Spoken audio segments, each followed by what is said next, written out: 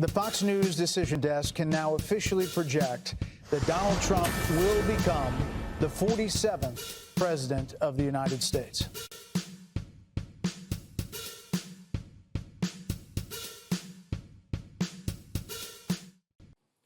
Bonjour à tous, Sébastien de la Lanterne étudiante. Bienvenue dans ce nouveau long format spécial, on va dire, géographie, géopolitique. Et je suis accompagné aujourd'hui de Curtis, président de l'association GeoUVSQ.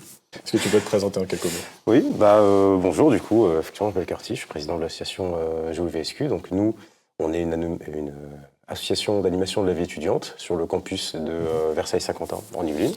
On a mis tout ça en place pour venir parler de sujets géopolitiques. Je pense que tu vas nous en parler.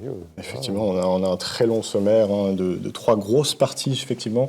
Car le thème aujourd'hui, ça va être l'élection de Donald Trump et, on va dire, les conséquences mondiales que ça peut avoir. Est-ce qu'on peut peut-être rapidement d'abord expliquer un peu en introduction, on va dire, pourquoi le sujet est crucial aujourd'hui et un peu dans quel état d'esprit est Donald Trump pour ce nouveau mandat? Le sujet est crucial pour une raison assez simple, c'est qu'il s'agit de la première puissance mondiale. Classique. Donc peu importe qui dirige la première puissance mondiale, c'est une question qui concerne le monde. Oui. Maintenant, il y a plusieurs enjeux cruciaux aujourd'hui. Il y a des conflits qui sont en cours, il y a une concurrence commerciale acharnée, il y a cette émergence d'un monde multipolaire. Nouvel ordre mondial, voilà, avec la Chine notamment. Exactement, voilà, ce nouvel ordre mondial où les US ont en fait besoin de redéfinir leur place, ou plutôt d'affirmer leur place dans ce nouveau monde pour ne pas être laissés pour compte. Donc voilà, c'est un petit peu tendu, quoi. C'est pas. Il y a 10 ans, c'était plus tendu que ça, je pense. Moi, quand je dis effectivement l'état d'esprit de Donald Trump, c'est parce qu'on sait qu'il est quand même animé d'un certain esprit de revanche. On l'a vu tout le long de la campagne, et même avant d'ailleurs, depuis 2020, vraiment dans cet esprit de vengeance. Donc est-ce que ça peut avoir quand même des conséquences, on va dire, sur ses relations avec les pays? Déjà, du point de vue de son administration, ce qui est intéressant, c'est qu'on a un peu l'impression qu'il a tiré les leçons du mandat Biden. Ah, c'est plus le même homme, c'est sûr. C'est plus le même homme, c'est plus la même manière de gérer. Par exemple, si on regarde son gouvernement, on voit que ce sont des personnes très bien choisies de son cercle, qui n'a jusqu'à rien à voir avec son premier mandat. C'est plus le même homme, en tout cas, c'est sûr que pour vous, ça ne doit pas être le même homme qu'en 2016, ni même en 2020. Il a dû effectivement tirer les leçons de tous ces événements. Donc au sommaire aujourd'hui, on prévoit de parler en premier lieu du désengagement européen, et notamment de la question de l'OTAN, avec la guerre en Ukraine. Très très gros sujet. Le rapport à la Russie, qui lui a d'ailleurs été souvent reproché. En deuxième point, on prévoit effectivement de parler de la Chine, et plus largement de la question de Taïwan, des répercussions à la fois militaires et commerciales que ça peut avoir, parce que là, pour le coup, quand on parle de nouvel ordre mondial, la Chine, évidemment, nouvelle puissance, peut-être première, on ne sait pas. Pourquoi pas. Et enfin, on va essayer de traiter la question du désengagement climatique. Et effectivement, il y a aussi du traité de la COP21, notamment. Et quelles répercussions, évidemment, ça peut avoir dans la lutte pour le climat. Je suis allé là-bas et j'ai fait un discours et j'ai dit « vous devez payer ». L'un des présidents d'un grand pays s'est levé et a dit « eh bien monsieur, si nous ne payons pas et que nous sommes attaqués par la Russie, nous protégerez-vous » J'ai répondu « vous n'avez pas payé ». Il m'a répondu « oui, admettons que cela se produise ». Alors moi j'ai répondu « non, je ne vous protégerai pas ». Donc évidemment, premier point, on va rentrer directement dans le sujet, la défense européenne et l'OTAN. On sait que Donald Trump a une relation particulière à l'Europe. Il est souvent considéré d'isolationniste. Voilà, c'est un terme souvent qui est lancé dans les médias sans qu'on sache véritablement ce qu'il en est. On sait aussi que Trump, c'est un businessman. Au fond de lui, toute sa vie, c'est un businessman. Et donc, il a, on va dire, cet art du deal, finalement. Comment est-ce qu'on peut, on va dire, définir aujourd'hui un peu synthétiquement la pensée de Trump? Déjà, est-ce que je peux revenir sur les termes que tu avais utilisés? Oui, bien sûr. Isolationnisme. Une première définition, d'ailleurs, pour le terme isolationnisme. Il faut parler entre isolationnisme et interventionnisme, en fait, aux États-Unis. C'est deux doctrines politiques qui sont succédées un petit peu par vagues dans leur histoire. En fait, l'isolationnisme, ça va être, on va dire, se recentrer sur les intérêts du territoire national. America First. Le fameux America First de Trump. Et Trump, d'un côté, a une image isolationniste, mais je vais revenir juste après. Ce qui est l'interventionnisme, ça c'est la doctrine américaine depuis un bon moment déjà, qui est c'est la fameuse destinée manifeste des US, c'est-à-dire que c'est leur destinée d'amener la démocratie dans le monde, de développer le monde. Donc ça, c'est l'interventionnisme américain, c'est par exemple la Seconde Guerre mondiale, l'intervention de la Première et Seconde Guerre mondiale, c'est les différentes guerres hors de leur territoire qu'ont connu les US. Et ça, c'est pas spécifique à un parti politique ou à un autre. C'est pas que les démocrates qui sont interventionnistes et les républicains d'un côté qui seraient beaucoup plus isolationnistes. Non, c'est on va dire, c'est sur la longue durée. Finalement, oui, voilà, ça dépend du contexte international. Peu importe le du parti, moment. il y a toujours cette idée, effectivement. En fait, si on regarde vraiment sur le long terme, c'est vraiment par vague, finalement, en fait. Des périodes d'isolationnisme, des périodes d'interventionnisme. Comment est-ce qu'on peut essayer de définir sa façon de faire, notamment à l'international? On sait qu'il aime bien effectivement passer des deals avec des pays. Comment est-ce qu'on peut le voir pour les 4 prochaines années, ça? Oui, Trump, c'est un businessman. Avec la doctrine de l'America First, c'est l'idée et que l'Amérique ne se lance sur aucun projet dont elle ne bénéficierait pas. Ouais. Bon, après, c'est un peu ridicule de dire qu'ils feraient ça maintenant et qu'ils l'ont pas fait avant. Non, c'est sûr. Voilà. Mais oui, après, je pense que c'est peut-être quelque chose qui relève plus de l'image qu'il essaie de se donner, celle d'un personnage fort, capable de négocier avec n'importe qui, avec les meilleurs, avec tous les plus grands dictateurs, avec n'importe quelle entreprise. Ouais. Je pense que ça relève plus de l'image qu'autre chose, puisque sinon, soit... Oui, une sorte de doctrine de la paix par la puissance, en fait, on va dire. Oui, non, mais je pense vraiment que c'est juste une image qu'il essaie plus de se donner, parce que sinon, en soi, les différences majeures qu'on a pu voir pendant son premier mandat en termes de négociations internationales, c'est plutôt des situations de retrait que des situations de nouveaux deals. Ce qui va appeler le deal, ça va être peut-être sa manière très spectaculaire de très rapidement sortir d'un accord ou très rapidement en proposer un. Exactement. Je ne sais pas si c'est spécialement une vertu d'aller très très vite, mais bon. C'est sa façon de faire, on va dire. Voilà. C'est l'image qu'ils aiment. Dans un deuxième temps, du coup, parce que la question du conflit russo-ukrainien, ça fait quand même plusieurs années maintenant qu'on en parle en tant qu'Européens, et parce que ça nous renvoie aussi à notre capacité, on va dire, de mettre en place une défense européenne. Est-ce qu'on pourrait imaginer une paix trumpienne pour l'Ukraine? C'est une sorte de deal. Alors, certains parlent, on va dire, de céder certains territoires à l'est de l'Ukraine, en contrepartie, que Poutine foute la paix concrètement. Comment est-ce qu'on peut imaginer la fameuse paix, d'ailleurs, qu'il comptait faire en 24 heures? Parce qu'il avait dit mettre fin à la guerre en Ukraine en 24 heures. Comment est-ce qu'on peut imaginer la suite des événements avec lui? Alors déjà, une paix en 24 heures, c'est possible. Oui. C'est possible. On peut. C'est le feu aussi. Oui, on peut admettre qu'on a perdu en 24 heures. Voilà. Enfin, il faut avoir le traité sous la main aussi. Maintenant, qu'est-ce que ça voudrait dire? Ça voudrait dire admettre la défaite du bloc occidental face à l'adversaire russe. Ce serait céder les territoires certainement qui ont été conquis. Je pense aux républiques autonomes qui ont été proclamées comme les fameuses 4 provinces. Voilà, qui après ont été rattachées à la Russie. A priori, c'est ce vers quoi on se dirige. Parce que sinon, je vois pas trop ce qu'ils pourraient négocier d'autre. Oui, en tout cas, ils ne pourraient pas arriver et subitement négocier avec Poutine la restitution de tous les territoires de l'Ukraine. Non. Enfin, en tout cas, c'est pas ce qu'on pressent, mais on sent qu'il a quand même une envie de mettre très rapidement fin au conflit, parce que ça n'a pas l'air d'être ses intérêts. Ça coûte cher. Voilà. On va dire que ça coûte cher. Maintenant, ce qui est intéressant, c'est que sur les conflits extérieurs comme cela, c'est marrant de voir le rapport coût-efficacité. Par exemple, une guerre comme l'Afghanistan coûtait extrêmement cher, mais n'avait pas des résultats très bons. Résultats médiocres, En Ukraine, alors, à chaque fois, on voit des grands chiffres passer, 6 milliards, 16 milliards, etc. Mais bon, c'est toujours des grands chiffres, c'est l'économie mondiale, c'est les États. En réalité, ça ne coûte pas si cher que ça.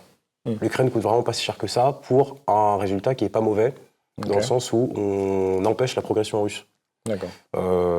Si le bloc occidental et les US voulaient financer l'Ukraine à fond pour que l'Ukraine ait les moyens physiques de défaire la Russie sur le terrain, ils pourraient le faire. Mais ils choisissent de ne pas le faire.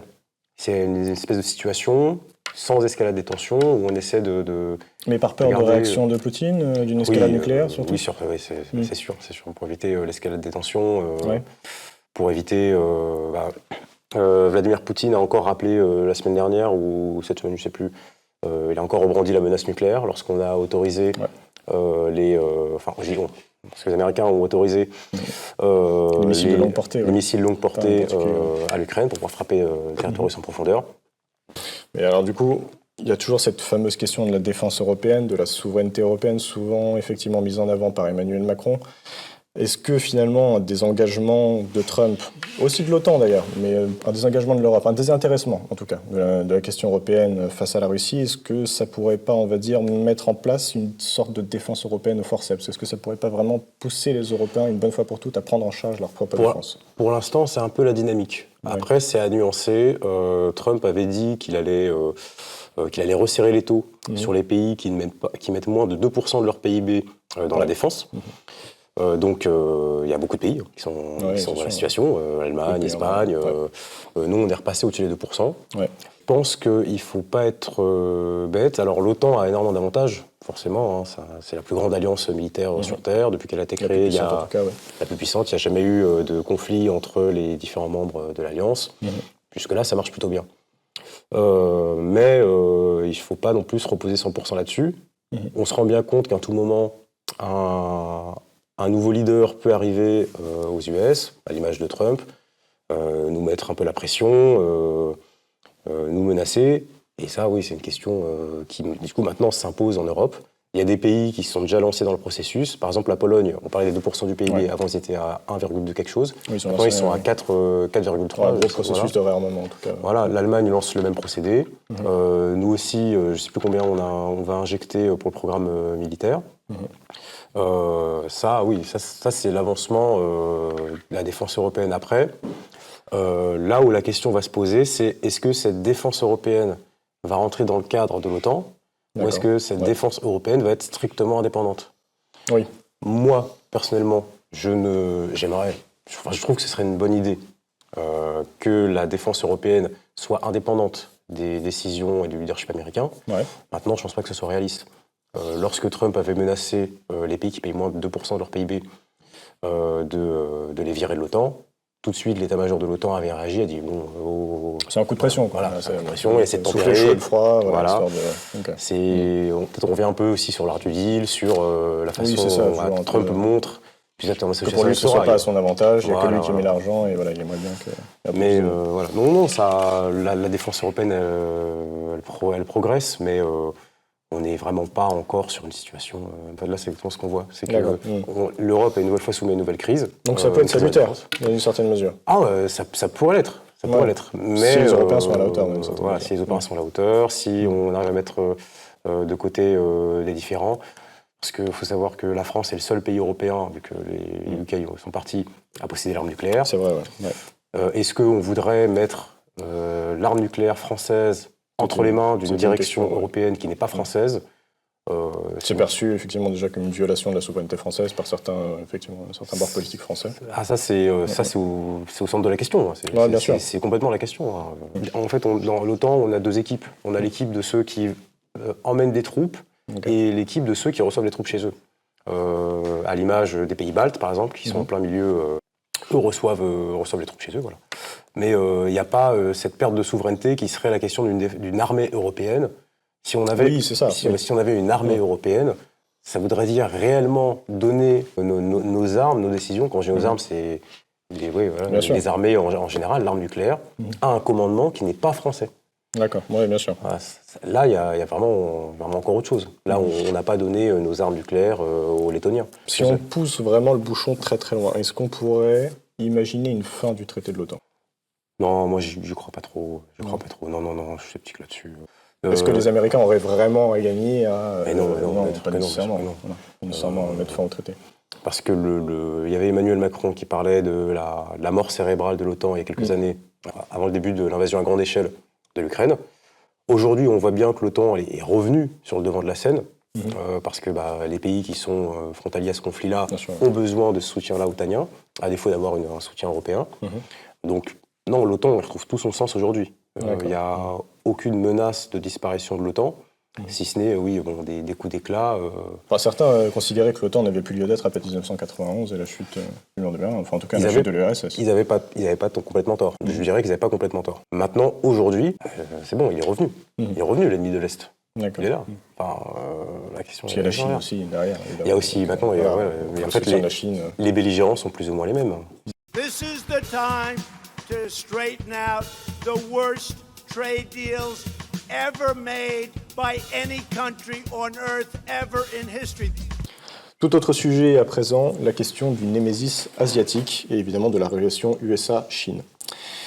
Alors on sait quand même que, bon, la Chine et les USA, on ne va pas dire que c'est une histoire d'amour. Il y a toujours évidemment des petites prises de bec, notamment sur le plan commercial. On va dire quelles sont les principales motivations d'un tel conflit commercial qui dure quand même depuis plus d'une décennie, même 15-20 ans, enfin ça commence à durer. Quelles sont les principales motivations de ce conflit commercial ? Les motivations, elles sont assez simples en fait. C'est une lutte pour le leadership mondial. Après, il y a des éléments précis qui ont été des éléments conflictuels. Mais en soi, en fait, la toile de fond, c'est ça. C'est que ça, c'est la remise en question par la Chine de l'ordre mondial établi après la Seconde Guerre mondiale par les Américains. Et les Américains entendent ne pas se laisser faire. Du coup, ça nous amène un peu à cette question, parce que c'est un conflit qui est économiquement latent depuis plusieurs décennies, mais est-ce qu'on peut, à l'instar, par exemple, effectivement, du bannissement de Huawei, on se souvient, en mai 2019, par Donald Trump, est-ce qu'on peut assister au bannissement de nouvelles technologies chinoises, de nouveau ? Il me semble pas qu'il y ait eu de technologie chinoise, ou d'entreprise chinoise qui a été menacée de devoir quitter le territoire américain. Après, il y a TikTok, ça n'a pas pu se faire.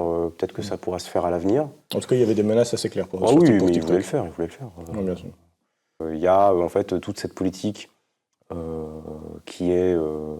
j'avais parlé juste avant d'Obama. D'ailleurs, c'est le fameux pivot vers l'Est. Ouais. Maintenant, le centre du monde est plus il est sur le Exactement, Pacifique, il est en Chine, entre les États-Unis et la Chine. En fait, on est un petit peu sur un climat guerre froide. Tout le monde l'utilise un peu Oui, à tort et à raison. Beaucoup. Mais c'est un petit peu un climat de guerre froide dans le sens où en fait on a deux puissances avec plus ou moins deux blocs qui en fait s'affrontent sur tous les terrains possibles, excepté le terrain militaire. Effectivement, dont la principale arme souvent c'est les taxes. Voilà, les taxes, exactement. Les taxes, c'est vraiment le produit chinois. Il y a une taxe qui avait été... Trump avait annoncé une taxe, je ne sais plus de combien, sur tous les produits qui entreraient en Chine, aux US. Aux US, oui. Il avait aussi fait ça avec les trois pays... avec et qu'on peut faire avec l'Europe d'ailleurs aussi. Qu'on le fait aussi avec l'Europe. Ouais. Les trois pays américains, le CEM, à voir qu'est-ce qui relève en fait de la communication et qu'est-ce qui n'en relève pas. Mais alors, justement là-dessus, on se souvient que Trump avait été très critique par rapport à l'OMC, qu'il avait bloqué la nomination de deux arbitres pour les renouveler, ce qui avait quand même sensiblement diminué l'activité de l'organisme en lui-même, pourtant un organisme mondial. Très rapidement, comment Trump voit le commerce mondial ? Quelle idée il se fait du commerce mondial ? Alors, il faut savoir que les US ont une très longue tradition de se retirer ou alors de ne pas ratifier des traités à leur guise selon leurs intérêts immédiats. Généralement, les intérêts, ils sont toujours économiques. Par exemple, avec le retrait de l'accord de Paris, l'idée plus tard, l'idée c'était que l'industrie américaine ne soit pas handicapée par des objectifs de réduction du carbone, parce que ce qui aurait factuellement été le cas. Oui, mais après, c'est pas plus mal pour la planète, mais ça aurait été le cas. L'idée, en fait, après que se fait Trump de l'OMC et toutes ces choses-là, c'est pas tellement une vision qui est propre à lui. C'est une vision américaine où, en fait, si un organisme international bénéficie aux intérêts américains, alors il n'y a pas de souci, ils ronderont avec. Et si jamais il y a un moment donné où ça ne marche pas, ils n'iront pas. Pour l'OMC, il y avait eu en 2011 le cas, c'était un très gros contentieux à l'époque, avec comment elle s'appelle, l'OA, l'organisation d'appel. C'est possible, les arbitres internationaux, sûrement. Voilà, bref, oui, l'organisme qui nomme les juges internationaux. Il y avait eu un contentieux où en fait le gouvernement chinois avait fait du dumping en masse dans les entreprises chinoises, donc de fonds financiers, Bien pour sûr. qu'elle puisse inonder les marchés américains D'accord. avec des produits. Parce que à ce moment-là, le gouvernement chinois avait énormément de liquidités, donc a tout injecté. À ce moment-là, évidemment, les Américains n'ont pas du tout aimé ce qui s'est passé. Et en fait, c'est révélateur de la relation entre les Américains et les organismes internationaux. Ouais. C'est toujours une question économique, une question d'intérêt. Donc chaque grande C'est, puissance a une certaine conception de ses intérêts, toujours Ah en oui, tout cas très proche. complètement. Ouais. Et en plus, Trump exacerbé par le fait que voilà, si ça lui convient pas ou si Voilà. ça va pas dans son sens, globalement. Mais après, en plus, c'est quelque chose qu'il faut pouvoir se le permettre, ce genre de position. Oui, bien Il sûr. n'y a que les Américains qui peuvent se permettre ce genre de position. Oui. Si nous, on sort demain de tous les traités, on a les poches vides. Oui. Eux, ils peuvent très bien se le permettre. Et en plus de ça, c'est nous qui viendrons toquer à la porte pour les faire rentrer. Oui, Enfin, c'est une relation ouais. conflictuelle. C'est une relation conflictuelle. Oui, bien sûr.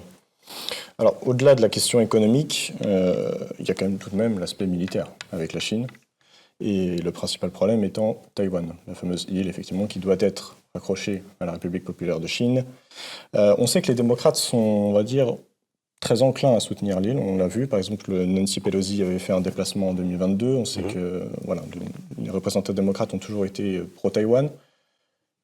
À quoi on peut s'attendre avec Trump? Et on va dire plutôt le parti républicain. Toujours dans une solidarité coûte que coûte, même s'il faut aller à l'affrontement direct avec la Chine, ou peut-être une temporisation ou un changement de pied. À quoi on peut s'attendre avec Trump? En fait, c'est deux États qui sont les deux Chines. Il faut savoir qu'à la fin de la Seconde Guerre mondiale, les communistes ont remporté la guerre civile en Chine, et donc le gouvernement nationaliste, le Kuomintang, est parti donc sur l'île de Taïwan, qui d'ailleurs c'est assez étonnant parce qu'à l'époque elle n'était pas vraiment très sinoisée en fait, elle n'était pas si chinoise que ça l'île. Dirigé par le fameux général Chiang Kai-shek. Voilà, Chiang Kai-shek, exactement. En fait, ça c'est une situation qui a continué, le statu quo a continué, et en fait tout le monde, enfin le globe reconnaît la notion d'une seule Chine. C'est-à-dire que la seule Chine qui existerait, ce serait actuellement la République populaire de Chine. Bien sûr. Et toutes les relations qui se font avec Taïwan, qui est factuellement un État indépendant, avec sa propre économie, sa propre armée, ses propres élections, toutes les relations qui se font entre Taïwan et les autres pays sont en fait des relations assez officieuses. Il y avait eu la visite, et ça pour le coup c'était incroyable, Nancy Pelosi qui était allée à Taïwan. C'était la première fois qu'il y avait un tel officiel américain qui allait. Généralement on envoyait plutôt les secondes mains. Ça n'avait pas plu à Xi Jinping d'ailleurs. Ah, ça n'a pas plu du tout. Il y avait eu un exercice militaire dans la semaine. Voilà. Donc les démocrates, en fait, ce qu'on a vu pendant la campagne, c'est que oui, les démocrates étaient, je sais pas, ils communiquaient peut-être plus sur la question. Moi, je pense que c'est aussi par proximité idéologique, parce que si on regarde le parti qui a gagné de William Ley, le parti de William Ley qui a gagné, récemment, on remarque plus de proximité, je dirais, idéologique, sociétale, avec le Parti démocrate que républicain. Donc peut-être que oui, effectivement, les républicains dans leur campagne ont été plus discrets sur la question de Taïwan. Peut-être aussi parce que Trump espère pouvoir négocier avec le gouvernement chinois. Toujours le fameux deal. Voilà, le fameux deal. Et que pour négocier avec le gouvernement chinois, il faut être souple sur la question de Taïwan. Maintenant, c'est pas une question de parti, hein, c'est une question d'intérêt américain. Et républicains comme démocrates reconnaissent l'intérêt de Taïwan. Qui fabrique des semi-conducteurs d'ailleurs. Qui fabrique des semi-conducteurs, voilà. ASMC, qui fabrique, je ne sais plus de mémoire, quelque chose comme 80% des semi-conducteurs qu'on trouve sur Terre. Ce que pourrait se dire Trump, ce serait que finalement, Taïwan, on s'en fiche. Taïwan, on s'en fiche. Tant qu'on récupère les semi-conducteurs. C'est ça, Et ça, c'est ce qui a déjà été lancé. Il y avait eu le CHIPS Act, ASMC qui a ouvert une immense usine en Californie, je crois.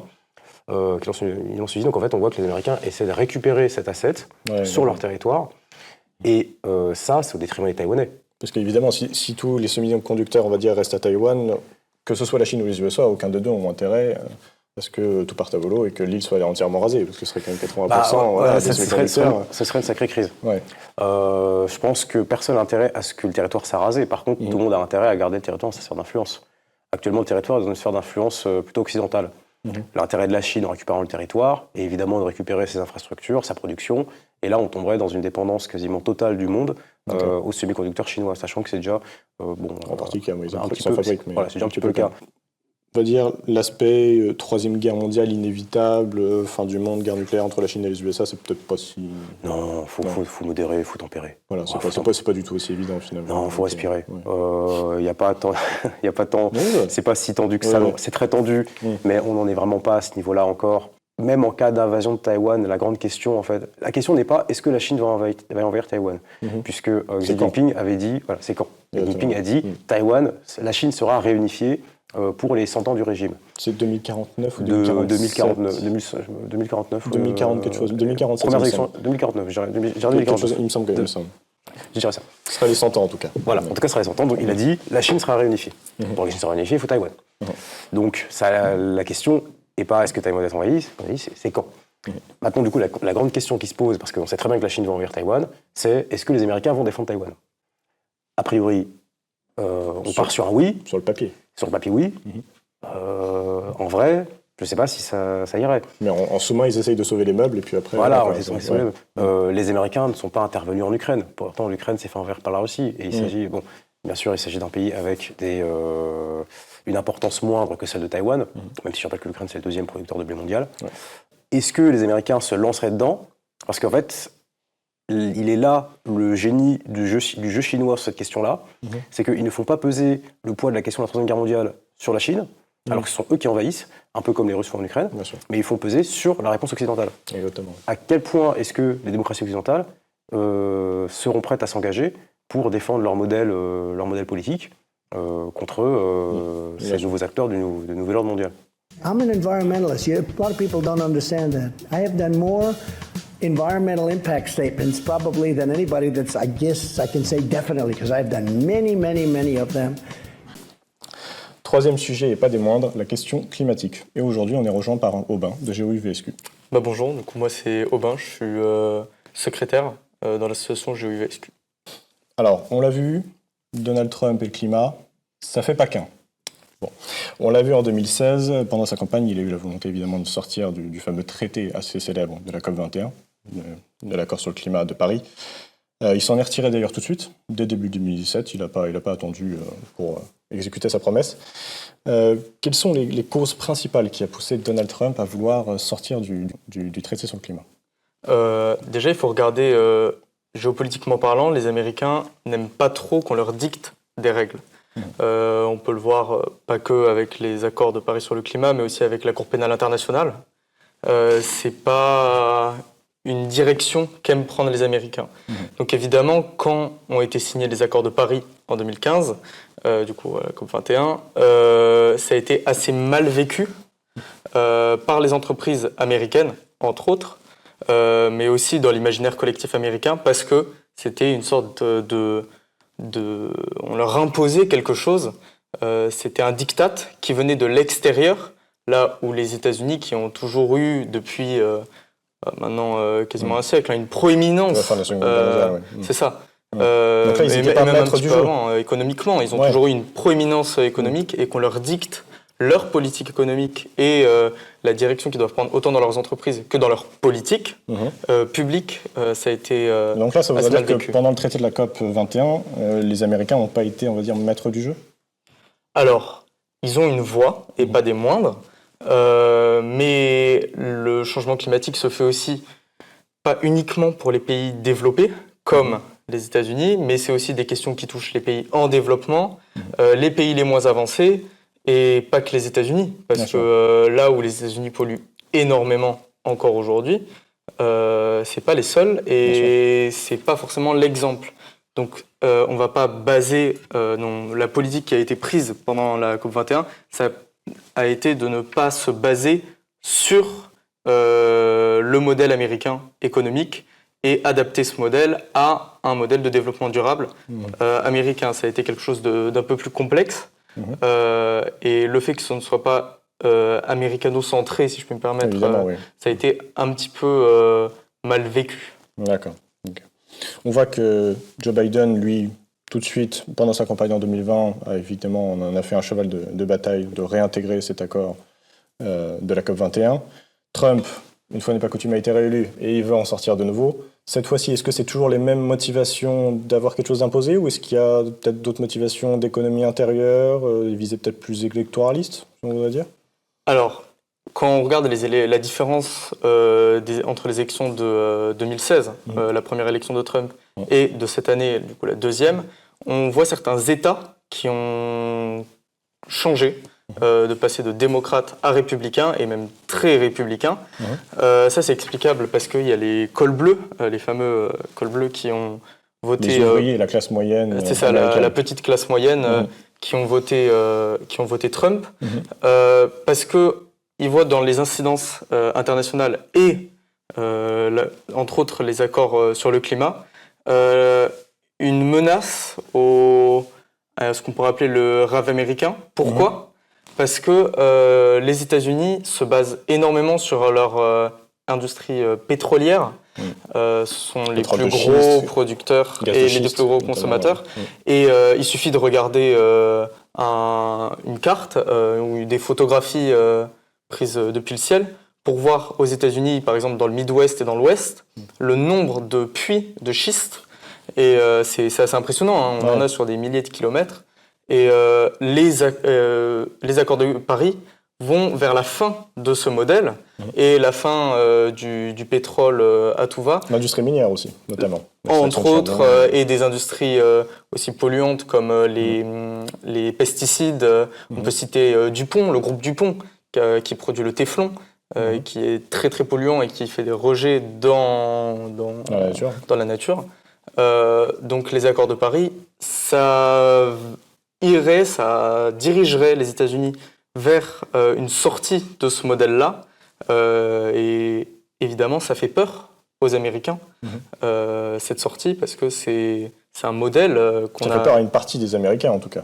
Oui, bah après, on a toujours... Parce qu'on voit que les cols bleus, en tout cas, eux, ont leur intérêt économique, effectivement, de ne pas voir leurs usines fermées, de ne pas voir leur emploi, évidemment, supprimé. Mais peut-être que c'est peut-être, on va dire, l'autre Amérique, entre guillemets, l'autre Amérique démocrate, qui, elle, pour le coup, est bien plus portée sur ces éléments climatiques, et aussi un peu le monde, l'Europe, aussi, dans un sens. Donc, finalement, tout le monde a un petit peu peur que les États-Unis sortent de cet accord de nouveau. Bien sûr, bien sûr. C'est pour ça que les États-Unis, au niveau occidental, jouent un rôle central sur la question écologique. Et on le voit, de plus en plus d'Américains dans le Nord-Est et dans les grandes villes de l'Ouest, c'était Los Angeles ou San Francisco. On a une conscience de l'écologie qui est de plus en plus importante avec les méga-feux. On peut en citer plein d'exemples, mais aux États-Unis et même les énormes ouragans qui touchent la Louisiane et le sud des États-Unis, on a des éléments concrets qui font qu'une partie de la population américaine se mobilise sur ces questions-là, mais le besoin de stabilité dans le modèle américain qui existe depuis les années 50, cette stabilité-là, économique et sociale, pourrait être menacée dans un changement de système et dans un changement d'économie quasiment. Économie et comment on voit la croissance, comment est-ce qu'on l'aperçoit, comment est-ce qu'on la met en place. C'est ça que les accords de Paris, et pas que tous les accords internationaux sur l'écologie et sur le développement durable portent. C'est sur ça que va se jouer la question au niveau du public américain. Et si on revient toujours à l'échelle mondiale, parce qu'on voit qu'au sortir de la COP29 en Arabie Saoudite, on voit que le retour de Trump aux affaires et donc le retour de cette politique de retrait de la COP21, est-ce que ces éléments, ça pourrait pas sonner un peu le glas de l'efficacité de la lutte pour le climat, un petit peu au plan international du moins? Alors, le glas, j'irai pas jusque-là. Par contre, mettre du plomb dans l'aile, ça, c'est sûr. Parce qu'on parle quand même de la première économie mondiale et on parle du premier producteur de pétrole au monde. Donc c'est quand même pas négligeable en ce qui est de la lutte pour le climat. Après, les Américains n'ont jamais été des modèles de développement durable et il faut aussi s'appuyer sur d'autres puissances pour accompagner par exemple les pays en développement qui ont été au cœur de cette COP. Comment accompagner les pays en développement dans la transition écologique. Il faut aussi s'appuyer sur d'autres pays que les États-Unis et penser penser sans les États-Unis. C'est la serait... question de la Chine aussi qui se dit, est-ce que c'est une puissance en développement ou est-ce que maintenant c'est une vraie puissance qui pourrait aider d'autres petites puissances en développent? La Chine, mais C'est pas la que. question. La Chine, mais pas que. Il suffit de regarder la plus grosse centrale énergétique au Bénin. C'est la France, une entreprise française qui l'a construite. Donc on a des entreprises et des pays, des entreprises d'autres pays qui peuvent aller vers là. Après, c'est sûr, sans les États-Unis, Une expertise. on ne va pas pouvoir aller jusqu'au bout.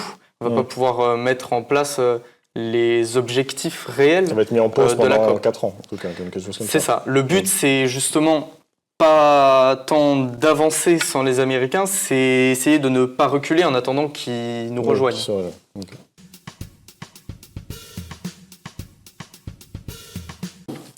Et enfin, du coup, pour conclure ce long format, un petit mot de conclusion. Alors, Curtis, qu'est-ce que tu penses finalement de la position des États-Unis pour les 4 prochaines années? Quel est ton sentiment?